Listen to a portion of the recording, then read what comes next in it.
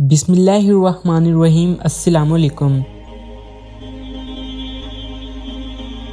सुल्तान गजा से वापस आ गए थे, लेकिन इस बच्चे का मसला अभी तक वही का वही अटका हुआ था। सुल्तान ने इस बच्चे के हवाले से छानबीन करवा ली थी। वो गजा आने के बाद सीधा अपने मखसूस कमरे के अंदर गए थे। वहाँ पर इन्होंने लिबास तब्दील किया और थोड़ी देर आराम की गर्ज से ख्वाबगाह में चले गए। जैसे ही वो ख्वाबगाह में दाखिल हुए, इनकी ज़ौजा सामने बैठी हुई थी। जैसे इनकी निगाह सुल्तान के वजूद पर पड़ी, वो बेबस होकर सुल्तान के सीने से लगी और ज़ारो कतार रोने लगी और रोते हुए बस एक ही बात कर रही थी, सुल्तान मुअज़्ज़म आप कहाँ चले गए थे? आपकी गैर मौजूदगी का इल्म ना किसी सिपाही को था और ना किसी वज़ीर को। हम बहुत परेशान थे। ये रात हमारा दिल मुसलसल किसी अनहोनी का अंदेशा दे रहा था, लेकिन खुदा का शुक्र है आप सेहत याब वापस आ गए हैं। सुल्तान ने सर को हल्की जिबिश दी और इनको अपने वजूद से आराम से यकीन दिलवाया। इनकी आंखों में देखते हुए कहने लगे, मलका आला, आप इस सल्तनत की बादशाह की बीवी हैं। आप पर इतना घबराना ज़ेब नहीं देता। आपको चाहिए कि आप ना डरें और हर चीज़ के लिए पहले से तैयार रहें। आप एक बहादुर मलका हैं, ना कि डरपोक सहमी हुई मलका। आप बब्बर शेरनी हैं, हमारी बीवी हैं।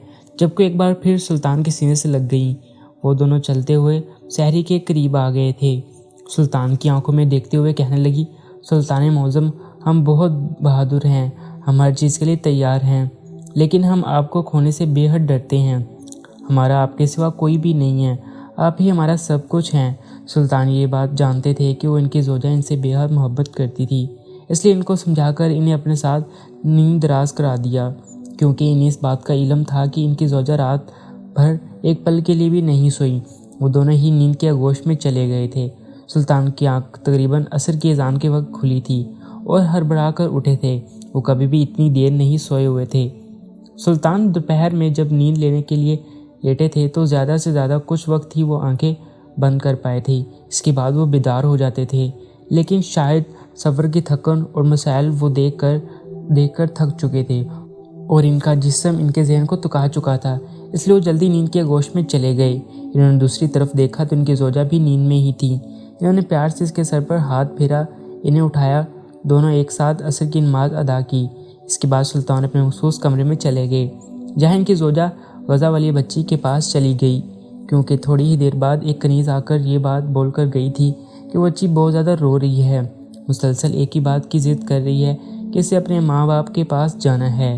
इसलिए मलका सारी चीज़ों को छोड़कर इस बच्ची की देखभाल के लिए इसके पास चली गई थी, जबकि सुल्तान भी अपने दीगर काम निपटाकर अपने मखसूस कमरे में चले गए थे, क्योंकि इन्हें अब अपने वज़ीर से इस बच्चे के हवाले से तमाम तर बातें मालूम करनी थी। इस रोज़ दरबार लगा हुआ था। तमाम रआया अपने मसाइल के लिए सुल्तान के पास आ रहे थे। वो सबके मसाइल बहुत इत्मीनान के साथ हल कर रहे थे। इसी दौरान एक 14 साल का बच्चा ज़बरदस्ती महल में दाखिल हुआ। इसे रोका जा रहा था, लेकिन सुल्तान के इशारे करने पर इसे दरबार में आने की इजाज़त दे दी गई। वो सीधा सुल्तान की नशिस्त के बिल्कुल पास आकर खड़ा हो गया। बच्चा दिखने में बड़ा मासूम था। इसकी शक्ल सूरत बड़ी हसीन थी। वो दूध से भी ज़्यादा गोरा रंग रखता था। सुल्तान ने इस मासूम बच्चे की तरफ एक निगाह देखा और कहने लगे, बोलो बेटा, क्या मसला है तुम्हारा? क्या तुम इस बात से ना वाकिफ़ हो कि छोटे बच्चों को दरबार में आने की इजाज़त नहीं है? अगर वो दरबार में आना चाहते हैं तो अपने साथ किसी बड़े को लाएंगे, लेकिन तुम इस तरीके से दरबार में क्यों आए हो? सब खैरियत तो है? वो बच्चा सर झुकाकर धीमी आवाज़ में कहने लगा, सुल्तान मुअज़्ज़म, जो मेरा कोई बड़ा नहीं है तो किसके साथ आऊँ? बच्चों की ज़िंदगी नहीं होती क्या? वो अपने बादशाह के पास आकर अपना मसला नहीं बता सकते क्या? हम अपने बच्चे इतने गैर अहम होते हैं? इस बच्चे की आवाज़ में जो डर था, इसने सुल्तान को चिकनाचूर कर दिया था। वो बेसाख्ता इस बच्चे को मुनफी करते हुए कहने लगे, हरगिज़ नहीं, ऐसा कुछ भी नहीं है। हमारे लिए हमारी रिया का बच्चा बड़ा जो जवान सब अहमियत की हामिल है। हम माफ़ी चाहते हैं कि हम आपको इस तरीके से कहा। अब आप अपना मसला बताएं, हम हर हाल में आपका मसला हल करेंगे। इस बच्चे ने सुल्तान की बात सुनकर अपना सर उठाया और इनकी तरफ देखते हुए कहने लगा, सुल्तान मुअज़्ज़म, मैं आपके पास बहुत उम्मीद के साथ आया हूँ। मुझे आपसे एक आस भरी उम्मीद है। मसला लाजमी हल करें, क्योंकि आप बादशाह हैं, आपके हाथ में सब कुछ है। अगर आपने आज मुझे यहाँ से मायूस लौटाया तो याद रखिएगा सुल्तान मुअज़्ज़म, मेरी इंसानियत से भरोसा उठ जाएगा। आपसे बहुत यकीन रखता हूँ, खुदारा मेरी मदद कर दें। मैं बस हूँ, میرے پاس کچھ نہیں بچا۔ سلطان سمجھ نہیں پا رہے تھے کہ وہ بچہ ایسی باتیں کیوں کر رہا ہے۔ اس عمر محض 14 برس تھی، اس کے باوجود وہ اتنی بڑی بڑی باتیں سلطان کے ساتھ کیسے کر رہا تھا؟ درباریوں کو بھی وہ حیران کر رہا تھا۔ وہ چھوٹا سا بچہ کہنے لگا، سلطان معظم، میرے ماں باپ کا انتقال ہو گیا ہے۔ میری عمر جب محض 7 سال تھی، میرے ماں باپ نے مرتے وقت مجھے چچا کے حوالے کیا تھا۔ ان سے گزارش تھی کہ میری تربیت کی جائے، ان کے زیر کفالت دے دیا گیا۔ میرے چچا بچپن میں بہت اچھے تھے، مجھ سے پیار کرتے تھے اور جب بھی ہمارے گھر آتے تھے میرے لیے ڈھیر سامان لے کر آتے تھے۔ اس لیے میرے ماں باپ کو ان پر یقین سا تھا کہ ان کے جانے کے بعد میرا بہت زیادہ خیال رکھیں گے، لیکن اس وقت میں نادان تھا۔ میں یہی سمجھا تھا جب میری ماں باپ کا انتقال ہوا تھا مجھے کوئی فرق نہیں پڑتا تھا، بلکہ میں خوش تھا کہ میں اپنے چچا کے گھر رہنے کے لیے جا رہا ہوں۔ لیکن اس دن ہی ساری حقیقت میرے سامنے کھل گئی۔ جب ماں باپ کا سایہ سر سے چھن جاتا تو اولاد کہیں بھی نہیں رہتی۔ اس بات کا احساس مجھے پہلی رات ہی ہو گیا تھا۔ سلطان معظم، میں یہ نہیں کہتا کہ میرا چچا برا انسان ہے، لیکن وہ میرے ساتھ بہت برا سلوک کرتا ہے۔ پہلی رات اس نے مجھے گھر سے باہر نکال دیا تھا اور کہا تھا کہ تیرے ماں باپ حیات نہیں ہیں، اگر اس دنیا میں رہنا ہے تو خود سے کمانا پڑے گا اور ساتھ میں مجھے بھی پالنا پڑے گا۔ میری عمر اس وقت محض 7 سال تھی، مجھے ان کی باتیں بالکل بھی سمجھ نہیں آ رہی تھی۔ وہ ان کے دروازے کے پاس بیٹھ کر رونا شروع کر چکا تھا۔ کافی دیر تک وہ روتا رہا لیکن انہوں نے دروازہ میرے لیے نہیں کھولا تھا۔ تھک ہار کر میں سڑک پر چلنے لگا۔ مجھے اس وقت کچھ بھی سمجھ نہیں آ رہا تھا کہ میں کہاں جاؤں، کیا کام کروں، لیکن کہتے ہیں نا، اللہ کی زمین بہت بڑی ہوتی ہے اور کچھ لوگ اس زمین پر اچھے بھی ہوتے ہیں۔ ایسے ہی ایک بزرگ انسان مجھے نظر آ گئے۔ انہوں نے مجھے اپنے ساتھ اپنی دکان پر کام کرنے کے لیے رکھ دیا۔ میری روز کی آمدنی بہت اچھی ہونے لگی۔ چچا نے بھی اپنے گھر میں مجھے پناہ دے دی تھی۔ دن بھر میں مشقت کرتا، رات کو جا کر خاموشی سے اپنے دن بھر کی اجرت ان کی ہتھیلی پر رکھ دیتا تھا۔ لیکن سلطان معظم، قیامت تو مجھ پر تب ٹوٹی جب میرے چچا نے میرے ساتھ جنسی تعلقات قائم کرنے کی کوشش کی۔ سلطان کی آنکھیں بے ساختہ بڑی ہوئی تھی۔ چھوٹے سے بچے کے منہ سے ایسے الفاظ سلطان کی روح کو جھنجھوڑنے کے لیے کافی تھے۔ وہ غور سے اس کی باتوں کو سن رہے تھے، سمجھ رہے تھے۔ وہ بچہ مزید کہنے لگا، سلطان معظم، میں جانتا ہوں کہ آپ کے لیے یہ بات حیران کن ہوگی اور یہاں بیٹھے درباریوں کے لیے بھی یہ بات حیران کن ہوگی، لیکن یہ حقیقت ہے۔ میرے چچا نے میرے ساتھ بہت ہی برا سلوک کیا۔ میں محض 7 سال کا تھا اور رات آج بھی مجھے یاد ہے جب میرے چچا نے میرے ساتھ جنسی تعلقات قائم کر رہے تھے اور میں مسلسل درد کے مارے چیخ رہا تھا اور ان کے سامنے منت کر رہا تھا کہ چچا مجھے بخش دو، مجھے جانے دو، میں ایسا نہیں ہوں، مجھے بہت تکلیف ہو رہی ہے۔ لیکن میں چچا میری ایک بھی فریاد نہیں سن رہا تھا، بلکہ مسلسل مجھ پر ظلم کے پہاڑ توڑے جا رہا تھا۔ میں حیران تھا کہ وہ چچا میرے ماں باپ کی حیات میں اتنا خیال رکھتا تھا، میرے پاؤں زمین پر پڑنے نہیں دیتا تھا، آج میرے ماں باپ کی موت کے بعد میرے ساتھ اتنا بدتر سلوک کیسے کر رہا ہے۔ اس رات کے بعد میرا چچا کہیں غائب سا ہو گیا تھا، نہ جانے وہ کہاں چلا گیا تھا۔ مجھے کچھ علم نہیں تھا۔ میں دن کو کام کرتا اور رات کو ڈرتا رہتا تھا، کیونکہ اس اکیلے گھر میں مجھے بہت زیادہ خوف آتا تھا۔ ایسے ہی کرتے کرتے 6 مہینے گزر چکے تھے، لیکن چچا گھر واپس نہیں آیا تھا۔ میں سمجھا شاید چچا مر گیا تھا یا پھر کہیں چلا گیا، اب شاید ہی وہ میرے سامنے آئے۔ لیکن 6 مہینے بعد وہ پھر واپس آیا اور اس بار وہ اکیلا نہیں تھا، بلکہ کچھ آوارہ دوست بھی اس کے ساتھ تھے۔ اس سب نے مل کر ایک بار پھر میرے ساتھ وہی سلوک کیا۔ مجھے بہت تکلیف ہوئی تھی، لیکن اس کو کوئی فرق نہیں پڑتا تھا۔ میں نے جتنی بھی کمائی اب تک کر لی تھی مجھ سے سب کچھ چھین کر ایک بار پھر لے گیا۔ اس کے بعد وہ 2 دن بعد گھر آتا اور میرے ساتھ جنسی تعلقات قائم کرتا۔ سلطان معظم، مجھے یہ سب ہمیشہ ہی ناگوار گزرا ہے، مجھے یہ سب پسند نہیں ہے۔ میں اپنے چچا کو بہت سمجھاتا ہوں کہ یہ غلط ہے، یہ گناہ کے سینے میں آتا ہے۔ عورت کے لیے مرد بنائے گئے ہیں اور مرد کے لیے بنائی گئی ہے۔ ایک مرد دوسرے مرد کے ساتھ جنسی تعلقات قائم نہیں کر سکتا، لیکن میرے چچا اس بات کو سمجھنا ہی نہیں چاہتے تھے۔ وہ ہر وقت میرے ساتھ یہی گندی حرکات کرتے رہتے تھے۔ اب وہ میرے ساتھ یہی سب کچھ کرتے رہتے تھے۔ اب اس کے پاس رہتے ہوئے مجھے 7 سال ہو گئے ہیں، لیکن سلطان معظم، صرف میں ایک ہی بات جانتا ہوں کہ یہ 7 سال میں نے کس اذیت میں گزارے ہیں، میرا خدا جانتا ہے۔ سلطان معظم، بچے کا کیا انسان نہیں ہوتا، ان کے سینے میں کیا دل نہیں ہوتا؟ بڑے کیوں آپ اپنی خدا سمجھ لیتے ہیں اور چھوٹے بچوں کے ساتھ اس طرح طریقے کا رویہ اختیار کر لیتے ہیں؟ میں جانتا ہوں کہ بڑے ہمارا سب کچھ ہوتے ہیں، ہمارے صاحبان ہوتے ہیں، میرے ساتھ ایسا کیوں ہوتا ہے؟ میں بھی تو انسان ہی ہوں، مجھ سے یہ تکلیف برداشت نہیں ہو رہی ہے۔ 7 سال سے میرے ساتھ تکلیف کو برداشت کر رہا ہوں اور کسی کو کچھ نہیں بول پا رہا، لیکن اب میری بس ہو گئی ہے سلطان معظم، اب بس ہو گئی ہے۔ میں مزید برداشت نہیں کر سکتا، مزید میں اپنے چچا کے ساتھ اتنی غلیظ حرکت نہیں کر سکتا۔ انہوں نے کل رات بھی میرے ساتھ اسی تعلقات قائم کیے ہیں، انہوں نے مجھے ہر پل تکلیف دی ہے، میں ساری رات تڑپ تڑپ کر روتا رہتا ہوں، لیکن انہوں نے مجھے معاف نہیں کیا، بلکہ جب ان کا مقصد پورا ہو گیا تو مجھے ایک کونے میں پھینک کر باہر چلے گئے۔ ان کے ساتھ اکثر اوقات اور بھی مرد آتے ہیں، چچا کے ساتھ ساتھ وہ لوگ بھی مجھ سے لذت حاصل کرتے ہیں اور ساتھ میں مجھے زدہ کوب کر بھی رہتے ہیں۔ وہ بچہ روتا جا رہا تھا اور اپنا مسئلہ سلطان کو بتاتا جا رہا تھا۔ سلطان کے لیے ہر چیز اہم تھی، ان کی رعایا میں ایک فرد اندر تک محسوس کر رہے تھے۔ وہ اسی بل میں اپنی ماضی میں چلے گئے۔ ان کے ماضی میں ان کے چچا بھی ان کے ساتھ ایسی بدسلوکی کرتے تھے، وہ ان کے ساتھ جنسی تعلقات قائم نہیں کرتے تھے، لیکن انہیں بہت زیادہ کوب کرتے تھے، مارتے پیٹتے تھے، ان کو بے وجہ ذلیل کرتے تھے۔ ان کو کوئی غلطی بھی نہیں ہوتی تھی، اس کے باوجود بھی انہیں چھوٹی چھوٹی باتوں پر سنا کر رکھتے تھے۔ انہی وجوہات کی وجہ سے سلطان کو بھی اپنے پاس دیکھتے تھے۔ انہیں واجبات کی وجہ سے سلطان بعض اوقات بہت زیادہ پریشانیوں میں مبتلا رہتے تھے، لیکن وہ تو خدا کا لاکھ لاکھ شکر تھا کہ ان کے بابا حیات تھی۔ انہوں نے فوراً ساری چیزوں پر قابو پا لیا تھا اور سلطان کو ان کے چچا سے دور کر دیا تھا۔ انہوں نے اس وقت اس بچے کو دلاسا دے کر بھیج دیا تھا، لیکن سلطان خود ایک گہری سوچ میں چلے گئے تھے۔ وہ دربار کا وقت بھی اختتام ہو گیا تھا، لیکن سلطان کی سوچوں کا مرکز وہی بچہ بنا ہوا تھا۔ دوپہر کی کڑکتی دھوپ میں سلطان ساری چیزوں کو لائے محل کی چھت پر ٹہل رہے تھے۔ اس وقت دھوپ اتنی تھی کہ کوئی انسان باہر نکلنا نہیں چاہتا تھا، لیکن سلطان خود اپنی چھت پر جا کر کھڑے ہوئے تھے۔ وہ دھوپ میں ان کے جسم کو جلسا رہے تھے، لیکن انہیں کوئی فرق نہیں پڑ رہا تھا۔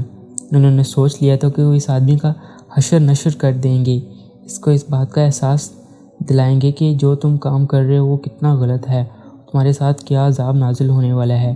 لیکن اس سے پہلے ان کے پاس وضع کا ایک مسئلہ آ گیا تھا۔ وہاں کے حالات سلطان کو معلوم تھے، لیکن وہ اس حد تک کے حالات سے واقع نہیں تھے۔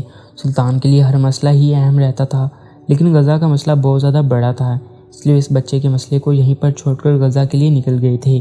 اسی بڑی عورت نے جو باتیں سلطان کو بتائی تھیں، انہیں گوارا نہیں کر رہی تھی کہ وہ مزید یہاں پر اٹھ کر بیٹھے، اس لیے وہ ساری چیزوں کو پچھاڑ کر غزہ چلے گئے۔ لیکن جاتے جاتے وہ اپنے وزیر کو یہ تنقید کرنا نہیں بھولے تھے کہ وہ اس بچے کے چچا کے بارے میں چھان بین کروائیں اور تمام تر باتیں اپنے پاس جمع کر لیں، جو وہ آئیں گے تو سارا معاملہ حل کریں گے۔ سلطان سیدھا اپنے مخصوص کمرے میں آئے ہوئے تھے۔ ابھی تک سلطان کی ملاقات اپنے وزیر سے بھی نہیں ہوئی تھی۔ انہوں نے فوراً ایک سپاہی کے ہمراہ اپنے وزیر کو مخصوص کمرے میں طلب کر لیا اور ان کے حکم کی تعمیل فوراً ہی کی گئی تھی۔ تھوڑی دیر بعد ہی وزیر ان کے سامنے ادب کے ساتھ سر جھکائے ہوئے کھڑا ہوا تھا۔ سلطان نے وزیر کی جانب دیکھا اور سوالیہ انداز میں بولے، سب خیریت تو ہے؟ اب ہم سے ابھی تک ملاقات کے لیے نہیں آئے، جبکہ آپ پر لازم تھا کہ جب ہم غزہ سے واپس آئے تو آپ ہمیں خود آ کر اس سارے حالات سے آگاہ کریں گے۔ ان کا اندازہ بالکل بھی ڈانٹنے والا نہیں تھا، لیکن وزیر کو ایسا محسوس ہوا کہ سلطان ان سے ناراض ہو کر انہیں ڈانٹ رہے ہیں۔ وہ تو فوراً ہی معافی مانگتے ہوئے کہنے لگا، سلطان معظم، ہم معافی چاہتے ہیں، ہم آپ کے پاس نہیں آئے، لیکن دراصل ہم تھوڑے معاملات میں اٹک گئے تھے۔ اس بچے کا مسئلہ کافی بڑھ چکا ہوا تھا، اس کی حالت اب کافی ناساز ہے۔ اس انسان نے اس بچے کو اتنا زیادہ درد دیا ہے کہ اس کے ساتھ اتنی غیر اخلاقی حرکتیں کی ہیں، اس بچے نے خود کو ختم کرنے کے لیے خودکشی کا راستہ اختیار کر لیا ہے۔ وہ ابھی طبیب خانے میں موجود ہے، اس کی عادت کافی بری ہے، لیکن حکیم صاحب کے علاج سے اس کی طبیعت کافی بہتر ہو گئی ہے۔ سلطان یہ بات سن کر بے ساختہ اپنی نشست سے کھڑے ہوئے اور وزیر کی جانب دیکھتے ہوئے کہنے لگے، آپ کیا بول رہے ہیں؟ ایسا کیسے ہو سکتا ہے؟ جب آپ کو بول کر گئے تھے کہ آپ اس بچے کی حفاظت کریں گے، اس چچا کے بارے میں چھان بین نہیں کروائی، تو اس بچے نے کیسے خودکشی کا راستہ اختیار کیا؟ آپ کا دھیان کہاں تھا؟ پہلے تو وزیر کو ہرگز نہیں ڈانٹ رہے تھے، لیکن اس بار وہ بے حد غصے میں آ گئے تھے، جبکہ وزیر سر جھکا کر کھڑا ہوا تھا۔ وہ منمناتے ہوئے کہنے لگے، سلطان معظم، ہم نے ہر ممکن کوششیں کی تھی، لیکن اب خدا کا لاکھ لاکھ شکر ہے کہ اس کی صحت اب کافی ٹھیک ہو گئی ہے، حکیم صاحب اس کا علاج کر رہے ہیں۔ سلطان نے سن کر ایک اطمینان کی سانس خارج کی تھی اور واپس اپنی نشست پر بیٹھ گئے تھے۔ اس بار ان کا غصہ سوانیزے پر پہنچا ہوا تھا۔ انہوں نے وزیر کو سلطان کا یہ لہجہ کافی بڑا لگ رہا تھا۔ بادشاہ کے سامنے بولنے کی اجازت کسی کو بھی نہیں تھی، اس لیے وہ خاموشی سے ساری حقیقت سلطان پر کھولتا چلا گیا، جبکہ سلطان نے جیسا سوچا تھا ویسا ہی پایا تھا۔ وہ انسان کوئی عام انسان ہی نہیں تھا۔ وہ 6 مہینے ایک ساتھ غائب ہو جاتا تھا۔ وہ کہیں اور نہیں بلکہ یہودیوں کے قبیلے میں جا کر ان سے بات چیت کرتا تھا۔ سلطان میں کیا چل رہا ہے، سلطان کیا کرنے والے ہیں، کس پر حملہ کرنے والے ہیں، اور اس نے اپنے سب کچھ اپنے جاسوس و دربار اور محل کے اندر بھی چھوڑے ہوئے تھے، جو سلطان کی آنکھوں سے مخفی تھے، لیکن اب وہ جلدی ہی سامنے آنے والے تھے۔ وزیر ایک گر کے ساری حقیقت سلطان پر کھولتا چلا گیا، جبکہ سلطان کافی رنجیدہ نظر آ رہے تھے۔ انہیں بہت تکلیف ہو رہی تھی کہ ان کی سلطنت میں ایسا کچھ کرنے والے درندے بھی موجود تھے۔ جب ان کی نگاہوں کے سامنے نہیں آتا تھا وہ اپنا مسئلہ سلطان کو نہیں بتاتا، تو آج بھی وہ اس انسان سے ناواقف رہتا۔ سلطان نے فوری دربار لگانے کا حکم دیا تھا اور اس بچے اور اس کے چچا کو دربار میں طلب کیا گیا تھا۔ سلطان ایک شان سے جلتے ہوئے اپنے دربار میں داخل ہوئے۔ ان کو آتا دیکھ کر تمام درباری ان کے ادب میں کھڑے ہو گئے، جبکہ سلطان سب کے سلام کا جواب سر ہلکی جبش سے دیتے ہوئے اپنی نشست پر براجمان ہو چکے تھے۔ تھوڑی دیر بعد ہی دربار کا آغاز ہو چکا تھا، جبکہ وہ آدمی حیران و پریشان سا دربار میں سلطان کے سامنے بالکل کھڑا ہوا تھا۔ سلطان نے اس آدمی کا چہرہ بغور دیکھا تو انہیں اس بات کا تو احساس ہو گیا تھا کہ وہ کوئی منکر ہی ہے۔ اس کے چہرے پر ایسی پھٹکار پڑی ہوئی تھی کہ کوئی بھی شخص اس کی طرف دیکھنا گوارا نہیں کر رہا تھا۔ سب لوگ اس شخص کو حقیرانہ نگاہوں سے دیکھ رہے تھے۔ سلطان نے اس آدمی کو مخاطب کیا اور کہنے لگے، ہمیں معلوم ہوا ہے کہ تم 6 ماہ کے لیے غزہ گئے ہوئے تھے۔ ہم جان سکتے ہیں کہ تم غزہ کیوں گئے تھے؟ اس آدمی کے ہاتھ پاؤں اس بات کو سن کر ایک دم ہی کانپ سے گئے تھے اور سلطان کی طرف دیکھتے ہوئے کہنے لگا، سلطان معظم، میں غزہ کیوں جاؤں گا؟ وہاں پر تو قتل و غارت ہو رہا ہے، وہاں کے یہودی تو مسلمانوں کو مار رہے ہیں، تو میرا کیا کام وہاں جانے کا؟ جبکہ سلطان اس کے چہرے پر صاف جھوٹ دیکھ رہے تھے۔ سلطان اس آدمی کی طرف دیکھتے ہوئے تیزانہ طور پر بولے، یعنی تم پارسا ہو، تم سچے ہو، تم غزہ نہیں گئے تھے، تو تم کہاں گئے تھے؟ حج کرنے کے لیے گئے تھے؟ وہ آدمی سلطان کا لہجہ دیکھ کر ایک دم ہی گھبرا گیا تھا، کہنے لگا، نہیں سلطان معظم، میں کہیں پر بھی نہیں گیا، بلکہ میں تو اپنے گھر ہی پر ہی موجود تھا۔ وہ اتنی صفائی سے جھوٹ بول رہا تھا کہ اسے شرم بھی نہیں آ رہی تھی۔ سلطان یہ آدمی کو گرتے ہوئے بولے، تمہیں شرم آنی چاہیے، تم بغیرت انسان، تم ہمارے دربار میں کھڑے ہو کر ہمارے منہ پر ہی جھوٹ بول رہے ہو۔ تم پچھلے 6 مہینوں تو غزہ میں موجود تھے، وہاں کے یہودیوں کے ساتھ دیکھ کر اپنے مسلمان بھائیوں کو اپنے ہاتھ سے مار رہے تھے۔ تمہیں کیا یہ سب زیب دیتا ہے؟ ہم سب معلوم ہے، محل و دربار میں تمہارے جاسوس موجود ہیں جو تم تک یہاں کے منصوبوں کی اطلاع پہنچا رہے ہیں۔ تم یہودیوں تک خبریں پہنچا رہے ہو جنہیں مسلمان ہو کر مسلمانوں کے ساتھ غداری کر رہے ہو۔ آدمی بہت بری طریقے سے گڑبڑا چکا تھا، اسے سمجھ نہیں آ رہا تھا کہ وہ کیا جواب دے، کیونکہ سلطان اس کا جھوٹ پکڑ چکے تھے۔ اس بار بھی سر منفی کرتے ہوئے ہلاتے ہوئے کہنے لگا، سلطان نے اس کو بولنے سے پہلے اس بات کو چکھ لیا، کہنے لگے، ہاں تم پارسا ہو، چلو مان لیا تم غزہ نہیں تھے، تم نے مسلمانوں کی خبریں یہودیوں تک نہیں پہنچائی، تمہارا کوئی جاسوس اور محل دربار میں موجود نہیں ہے، ہم ساری چیزوں پر یقین کر لیتے ہیں، لیکن تمہارا بھتیجا جو محض 14 سال کا ہے، اس کا کیا؟ وہ کہاں پر ہے؟ کچھ علم ہے تمہیں؟ جبکہ اس بار اس آدمی کی ہوا ہوشک ہو چکی تھی۔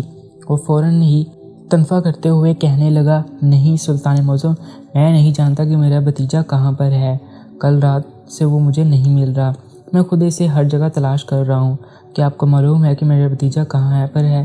سلطان نے حیران ہو کر اس شخص کو دیکھا تو کہنے لگے، اچھا تو تمہارا بھتیجا غائب ہے، اس لیے تم اتنے اطمینان سے یہاں پر کھڑے ہوئے ہو، نہ تمہارے چہرے پر تمہارے بھتیجے کی گمشدگی کا کوئی اثر ہے، نہ ہی پریشانی ہے، تم اس کی طرف سے بالکل بے فکر ہو، جبکہ اس کے ماں باپ نے تمہیں اس کی حفاظت کے لیے مامور کیا تھا، کیا میں صحیح بول رہا ہوں؟ وہ آدمی سر جھکا چکا تھا۔ سلطان نے اس آدمی کے چہرے کی طرف دیکھا اور احساس سے ہی لہجے میں بولے، اے بدبخت انسان، جھوٹ اتنا بولو کہ اس کی سزا برداشت کر لو، مجھے شرم آتی کہ تم مسلمان ہو اور ہماری سلطنت میں رہتے ہو، تمہارا مسلم بھتیجا جس کی عمر محض 14 سال ہے، تم اس ساتھ غلط فعل انجام دیتے ہو، کیا تمہیں شرم نہیں آتی؟ کیا تم قوم لوط کا وہ عذاب بھول چکے ہو جو وہ کر رہے تھے، اور اس کے بعد اس کے ساتھ کیا عذاب اللہ تعالیٰ نے ان پر نازل کیا تھا؟